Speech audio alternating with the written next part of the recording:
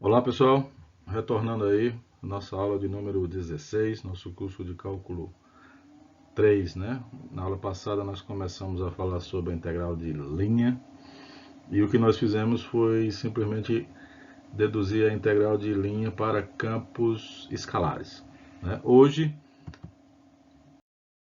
nós vamos fazer a dedução para a integral de linha quando se trata de campos vetoriais. Novamente, eu vou focar na dimensão n igual a 2, mas eu quero que simultaneamente vocês levem aí no entendimento, tentem levar que o que está sendo feito para a dimensão 2 vale também para a dimensão 3, tá bom? Então esse campo aí é um campo vetorial de R2 em R2, tá bom? E a curva gama é uma curva bidimensional. Então, se a gente fosse falar em R3, seria um campo de R3 para R3 e essa curva seria uma curva 3D. Muito semelhante ao que foi feito na aula passada. Então, nós vamos...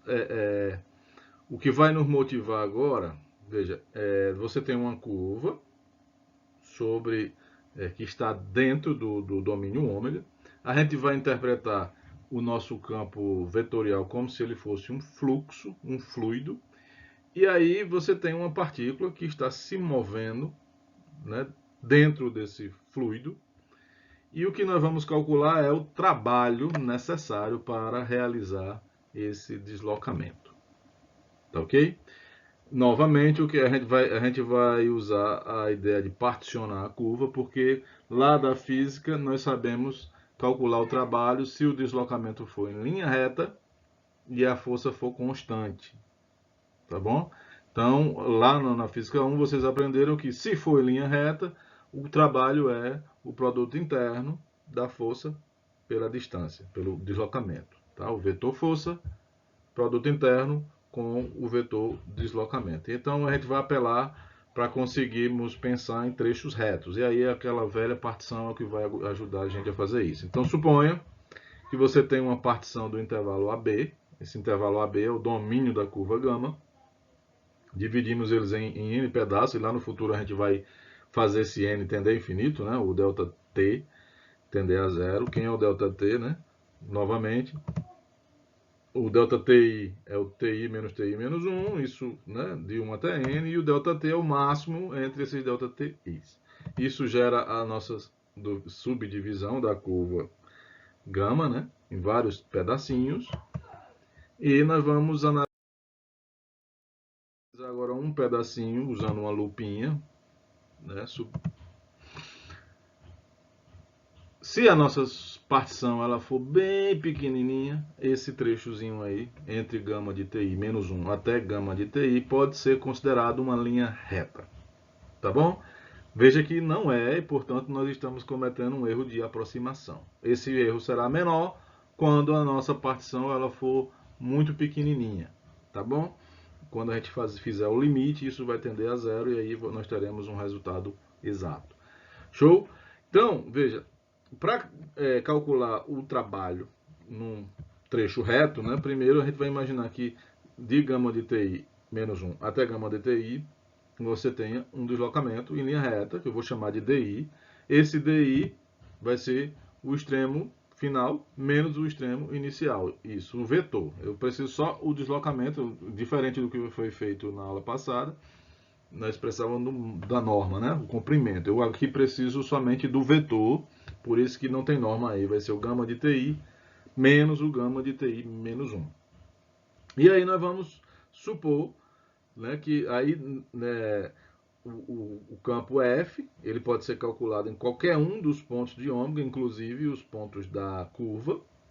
E eu vou pegar um ponto entre gama de TI menos 1 e o gama de TI. Eu vou escolher especificamente o primeiro ponto, que é o gama de TI menos 1. Vou calcular o F e vou admitir que no restante desse trecho seja constante. Na verdade, vai ser próximo, porque os pontos estão próximos, né? O gama de TI e o gama de TI menos 1. Né? E aí eu vou admitir que a mudança seja zero, né? Que seja constante nesse trecho. Tá? Então, a força exercida nesse trecho vai ser Fi, onde o Fi é o F de gama de TI menos 1. Lá da física 1, o trabalho feito nesse deslocamento, usando essa força, é o produto interno do DI com o FI.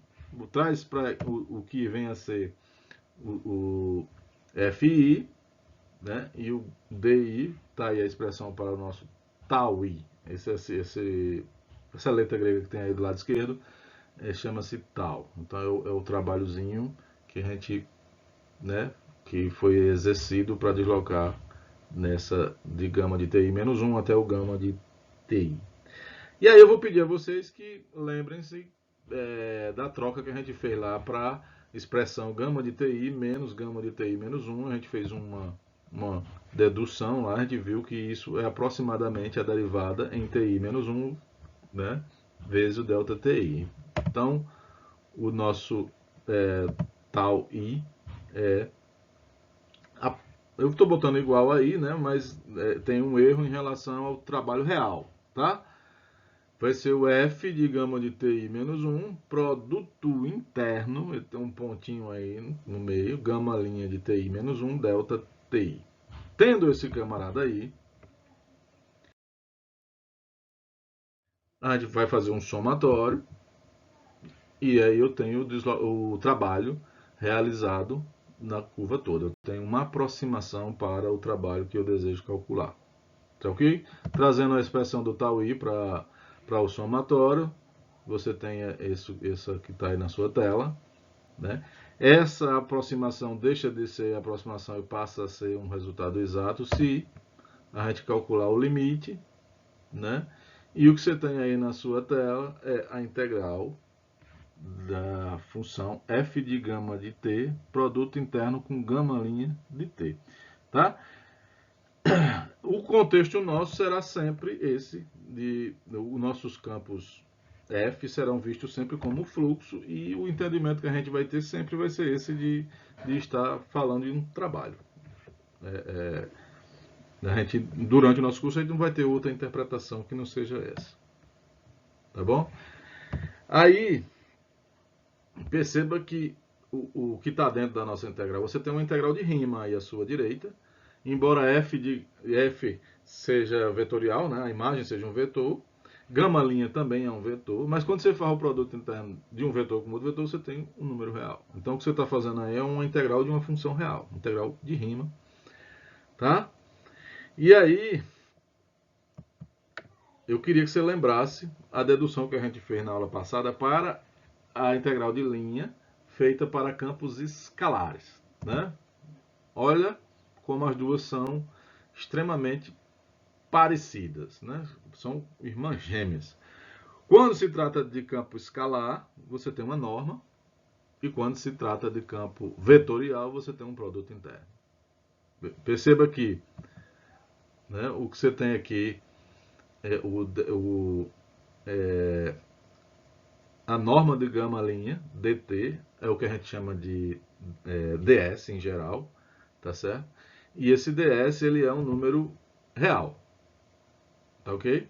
Por outro lado, na nossa integral para campos vetoriais, o gama linha de t dt é um vetor, né? A gente vai chamar isso de d gama, e esse cara mora no Rn, seja lá, né, se você estiver lidando com curvas planas, ele está no R2, né? Ou se você estiver lidando com curvas espaciais e campos vetoriais 3D, então você está no R3. Tranquilo? Então, por favor, não vai ser avisado. Em geral, usa-se esse ds aí como distinção. Né? Na integral para campo vetorial, coloca-se d gama. Para campo escalar, coloca-se ds. Tá bom? Mas pode ser que em algum momento o camarada não tome esse cuidado e coloque d gama e se refira aos dois casos. Tá bom? Então cuidado, por favor. O que vai fazer você saber quando é que se usa um, quando é que se usa o outro? Né? Você vai ter que observar o campo F e saber se ele é um campo escalar ou se ele é um campo vetorial. Se ele for um campo vetorial, você usa a expressão à sua esquerda. Se for um campo escalar, você usa a expressão à sua direita. Tranquilo?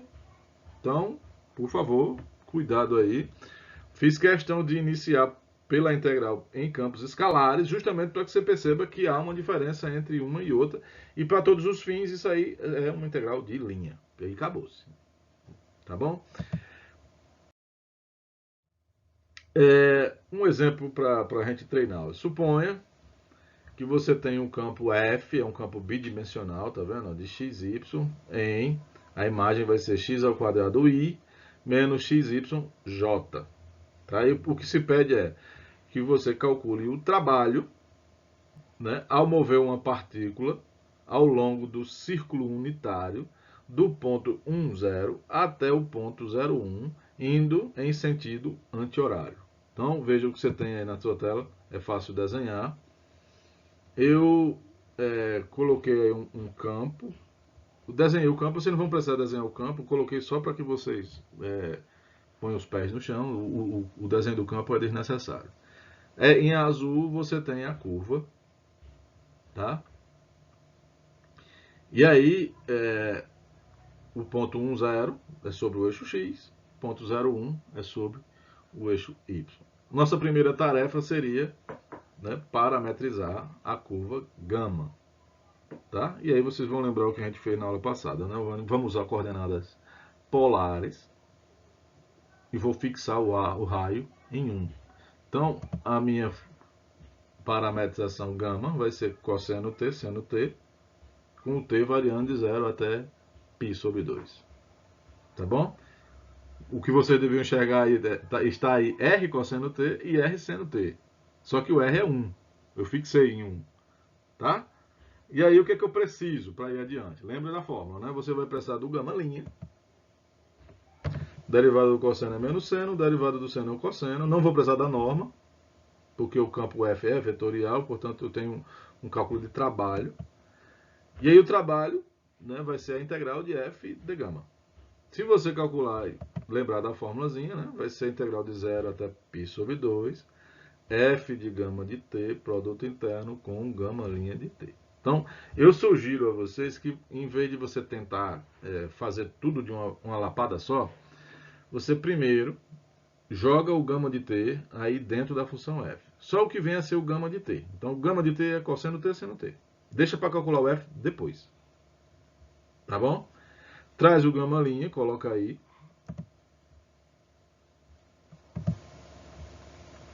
Tá? Nem coloquei. Eu vou em etapas bem devagarzinho.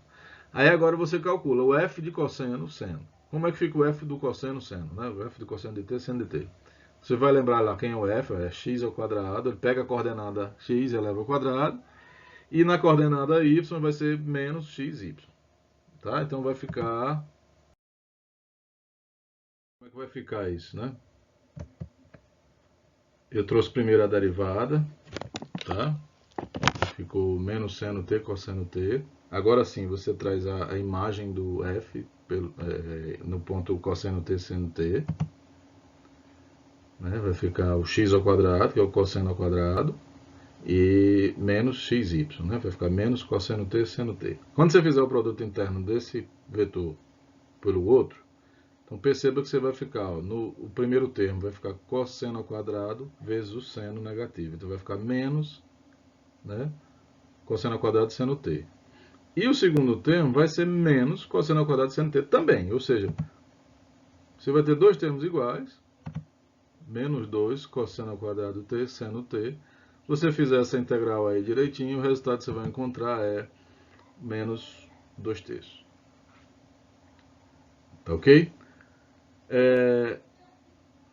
A gente devia ter uma interpretação para o menos, né? O menos ou o mais, né?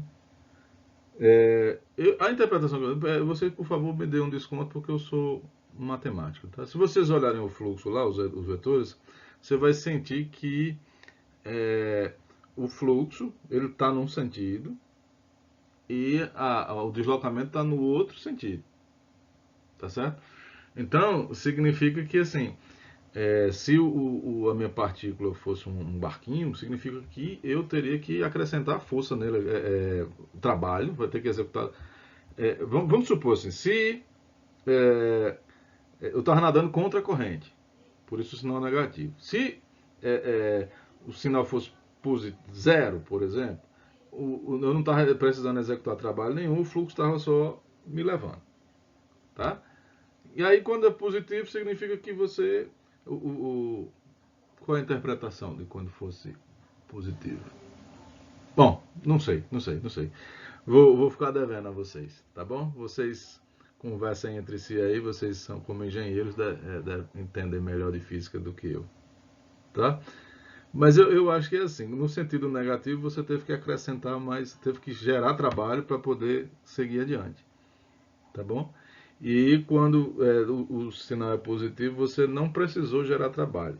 O fluxo te levou e é como se você tivesse ganhado energia para executar o deslocamento que você executou para sair do ponto A até o ponto B. Tranquilo? Bom, seguindo adiante, as propriedades elas são bem óbvias, né? Se você perceber que a integral de linha ela vai cair numa integral de Riemann, então as propriedades da integral de Riemann elas são de tabela, né? De tabela você vai direto para integral de linha. Então suponha que você tem duas funções, f e g, e aí você vai fazer a integral no domínio ômega, tá? Esse domínio ômega você entende aí que seja no Rn com n igual a 2 ou 3. Vale para qualquer n, na verdade, né? Mas entenda que seja 2 ou 3. E gama uma curva nesse conjunto ômega. Tranquilo? Então, veja. Se você tiver uma constante multiplicando f, a integral de kf, o k vai para fora. A integral da soma ou subtração é a soma das integrais ou a subtração. Se você tiver, isso aqui a gente já colocou na aula passada, se você tiver a curva gama como sendo a junção de duas, tá? Então você vai a integral em gama 1 mais a integral em gama 2.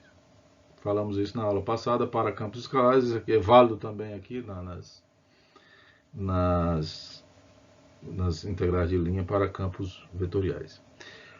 O que é de novo aqui é somente essa propriedade número 4, tá? Que diz o seguinte, olha, se você parametrizou a curva gama, eu queria que vocês percebessem o seguinte, existem zilhões de maneiras de parametrizar a mesma curva. Então, você parametrizou de um jeito, o coleguinha parametrizou de outro jeito. A única coisa que vai importar é o seguinte, o sentido da sua parametrização é o mesmo sentido de percurso, né? Que a minha, vamos supor, eu parametrizei de um jeito, você parametrizou do outro.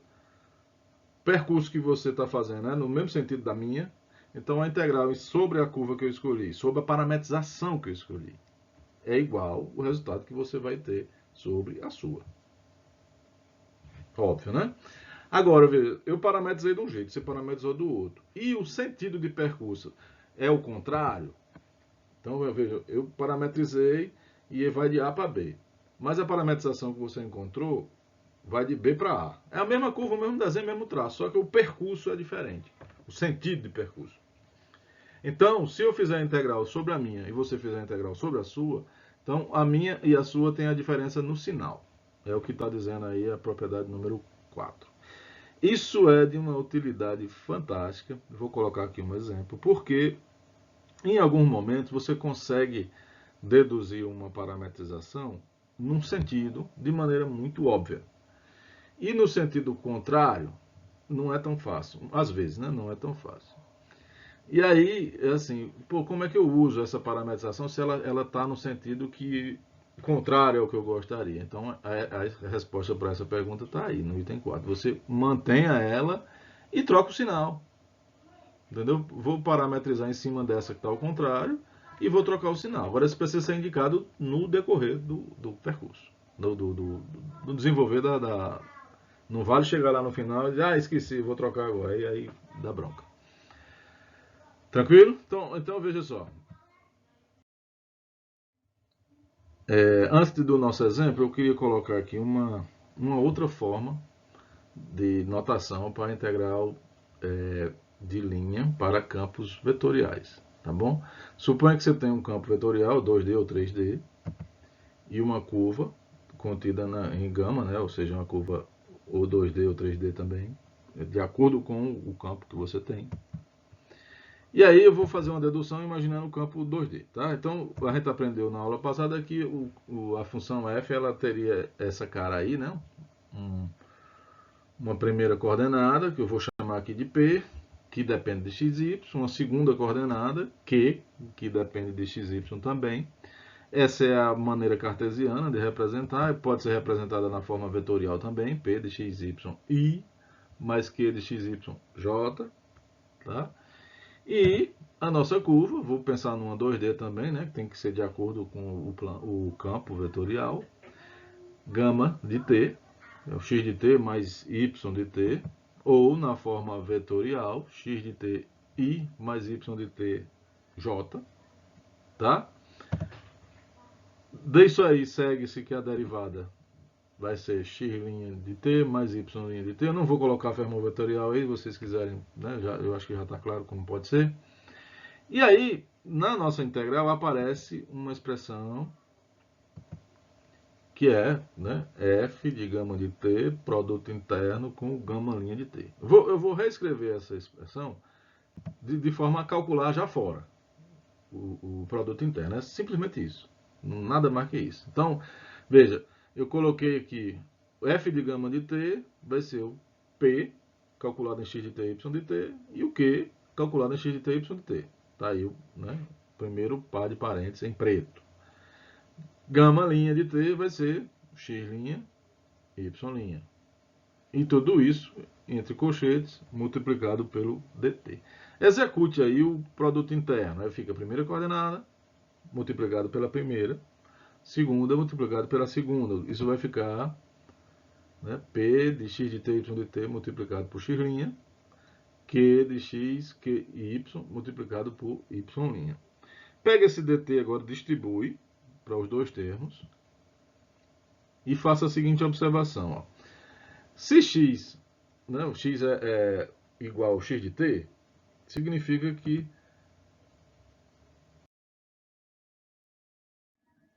né, nós vamos ter que responder mais na frente o que vem a ser dx. Tá bom? Eu vou deixar mais para frente um pouquinho.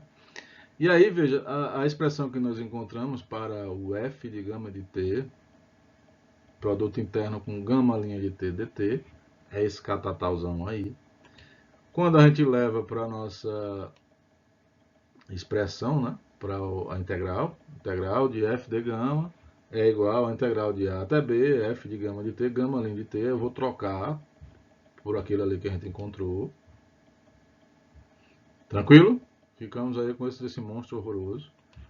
E aí eu quero que vocês observem que x' de t dt é o dx e y' de t dt é o dy. E aí se a gente voltar para a notação de integral de linha, né, ou seja, eu vou voltar de t para gama. Né? Então isso aí vai ficar assim, ó, é integral em gama, p dx, q dy. Essa expressãozinha que você tem aí dentro da integral, veja, essa é uma forma equivalente de escrever a integral de f de gama. Tá bom? Essa expressãozinha que você tem aí dentro é uma forma diferencial. Não está errado não, tá? É diferencial, não é diferenciável não. Show? Essa é um contexto diferente de se estudar integral de linha. E você pode ter a pergunta já feita nessa forma, ou ter a pergunta feita na forma, o campo vetorial exposto, né, de forma explícita. Tá bom? Tem essas duas formas de colocar uma integral de linha para campos vetoriais. Eu queria que vocês guardassem a ideia de forma diferencial, porque ela vai ser usada em vários momentos.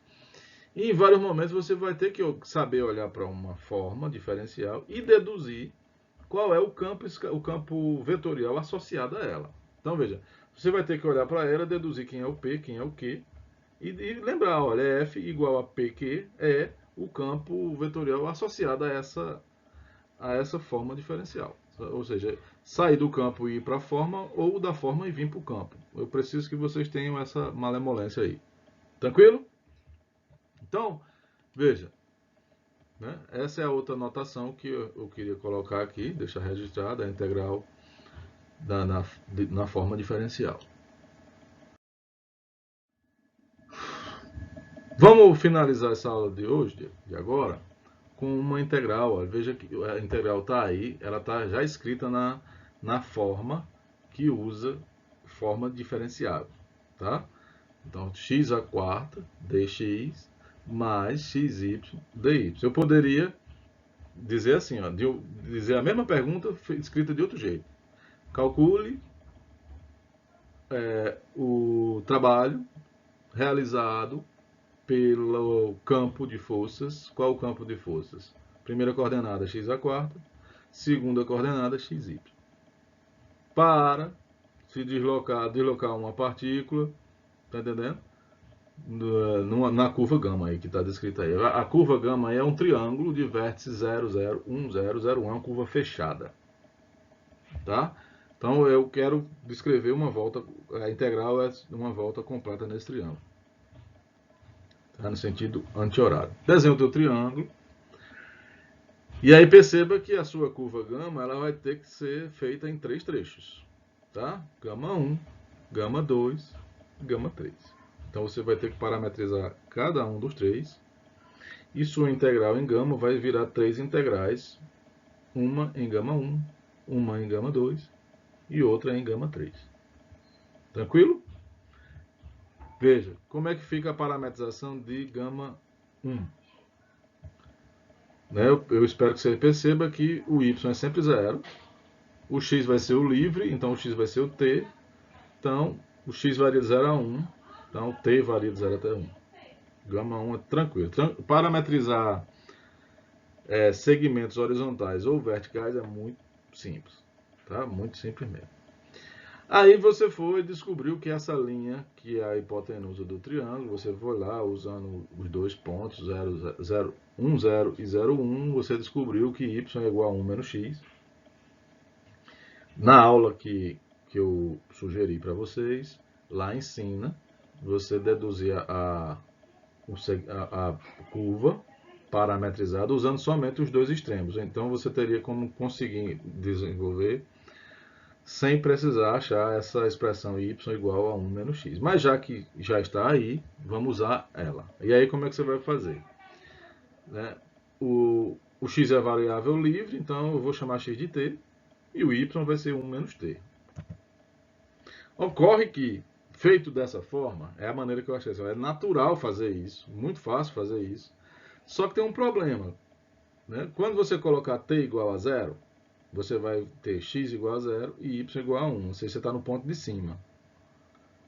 Quando você colocar t igual a 1, o x é 1 e o y é 0. Você está no ponto de baixo. Então, a curva gama 2, com essa parametrização que a gente colocou aí, ela está no sentido contrário do que nós gostaríamos. Vou jogar no lixo? Não, não vou jogar no lixo. Eu vou somente deixar indicado que ela é o contrário do que eu queria. Então, a maneira de fazer isso é você colocar um menos aí. Tá? Menos gama 2. Esse menos não está multiplicando ninguém. Ele não tem a função de ser um termo que multiplica aí. Não é um menos 1 não, tá bom? É somente ele está dizendo que o sentido da curva gama 2 está ao contrário do que eu gostaria. Tá? Essa é a anotação. E aí, vamos para o gama 3. Gama 3 acontece a mesma coisa. É natural você dizer o x é 0 e o y é t, com t variando de 0 até 1. O que acontece é, o primeiro ponto que você vai encontrar quando t for 0 é o ponto 0, 1, lá de cima. E quando t for 1, perdão, quando você jogar o ponto t igual a 0, você vai encontrar o ponto 0, 0, que é o de baixo. Quando você jogar t igual a 1, você vai encontrar o ponto 0, 1, que é o de cima. Mas eu quero a curva vindo de cima para baixo. Aí você vai só indicar aí que você encontrou o menos gama 3. Tem um aluno que é genial, né? Umas coisas que era para ser guardada em cinema. Aí o cara vai fazer o seguinte, não, eu encontrei a curva no sentido contrário, é só inverter o t. O t não está de 0 a 1, então eu vou colocar de 1 a 0. Aí ele escreve assim, 1 menor ou igual a t, menor ou igual a 0. Só que essa desigualdade que está aí, 0 menor ou igual a t, menor ou igual a 1, ela tem que ser real, tem que ser verdadeira. Se você escreva aí no caderninho, 1 menor ou igual a t, menor ou igual a 0. Aí veja que, o que tem escrito aí. Você está dizendo que t, ao mesmo tempo, ele é maior do que 1 e menor do que 0. Qual é o número que obedece a essa lei aí? Ao mesmo tempo, ele seja maior do que 1 e menor do que 0. Conjunto vazio, não existe. Então, não faça isso. Eu vou inverter onde está 1, eu troco 1 com 0 aí, está tudo resolvido. Se fizer isso, eu vou cancelar a questão pelo pé. Tá? Não pode. Então, a maneira é, encontrei a curva no sentido trocado, não joga fora não, ela serve. Indica aí somente, bota um menuzinho aí do lado dela, indicando que o que você encontrou não é a que você queria, é a curva no sentido oposto. Guarda, vai servir para o nosso propósito perfeitamente, tá bom? Bom, segue adiante. Você vai precisar da derivada de cada um desses aí, né? Perdão. Na outra notação, eu ia precisar da derivada. Mas nessa daqui eu não vou precisar. Eu vou e não vou, porque eu vou precisar do dx e do dy, e o dx e o dy é onde está a derivada. Então, eu não vou fazer isso de antemão, eu vou fazer isso no momento em que for demandado. Né? Na hora que precisar, eu já calculo. Então, veja, a integral de x à quarta dx mais xy dy em gama vai se transformar numa integral em gama 1, outra em gama 2 e outra em gama 3. Tá bom? Aí você, na hora que você for resolver a primeira integral, em gama 1, aí você vai olhar para a curva gama 1 e a sua parametrização. Quem é o x, quem é o y. Sabendo quem é o x, quem é o y, você sabe quem é o dx e quem é o dy. Então veja, integrando em gama 1, o x é t, o y é 0. O dx é dt e o dy é a derivada de 0, que é 0. Então, veja como é que vai ficar a primeira integral. Perdão. Hoje eu estou uma desgraça. A primeira coisa que você vai fazer é lembrar dos sinais. Né? Como a gente não encontrou a curva gama 2 como queria e não encontramos a curva gama 3, aí o momento de fazer a correção é esse. Então, a segunda integral você vai indicar, vou fazer a integral em menos gama 2, tá? E vou colocar o menos aqui, compensando o fato de que não estou com a curva gama 2 e sim com a oposta. Vou fazer a integral em gama 3, eu vou usar o menos gama 3 e vou compensar com o menos aqui. Veja como é que está escrita aí essa segunda linha. Tá? É a maneira de usar a parametrização que a gente encontrou. Eu estou compensando com os sinais de menos aí ao lado das integrais. Pronto, falei. Agora, vamos para a integral em gama 1. Aí em gama 1, o x é o t e o y é 0. dx vai ser dt e dy vai ser 0. O t varia de 0 a 1. Então, sua integral vai virar integral de 0 a 1, t à quarta dt. Por que não tem o segundo termo? Tanto porque o y é 0, e aí você multiplicou e deu tudo 0, e o dy é 0. Então, você só tem esse termozinho aí, é o que resulta da primeira integral. Vamos para a segunda. A segunda, aí você vai ter, quem é o x? É t. Quem é o y? 1 menos t. Quem é o dx? É dt. Quem é o dy? É menos dt. Então, você vai ter que trazer, o t varia de 0 a 1. Então, sua integral vai ficar menos, integral de 0 a 1, t à quarta, dt. Veja que eu coloquei o x e o dx. Menos o x, que é o t, y, que é 1 menos t, e o dy é menos dt, por isso que aparece outro sinal de menos aí. O sinal de menos que está fora da integral, ele vai ter que ser distribuído para os dois termos dessa integral aí. Tá bom? A última integral, aí veja, o x é 0. Então, quando você fizer 0 à quarta, vai dar 0. O primeiro termo morreu. Tá bom? No segundo termo, aí você tem um x que multiplica o y. E 0 vezes y vai dar 0, então o segundo termo morreu também. Portanto, a segunda integral é 0 todinha. Tá? Então, você tem... Né, vou juntar essas duas integrais numa só. Tá? Vou distribuir o menos que tem na segunda para os dois termos. Vai ficar assim, integral de 0 a 1, dentro t à quarta da primeira, menos t à quarta da segunda, mais t vezes 1 menos t dt. Cancelei um t à quarta com menos t à quarta, sobrou somente t multiplicado por 1 menos t positivo, viu? Porque o menos foi distribuído por dois termos. Você vai realizar essa integral aí e vai encontrar um sexto. Tranquilo? Bom, finalizamos o nosso conteúdo para nossa segunda prova. Tá ok? Fiquem todos com Jesus e um grande abraço.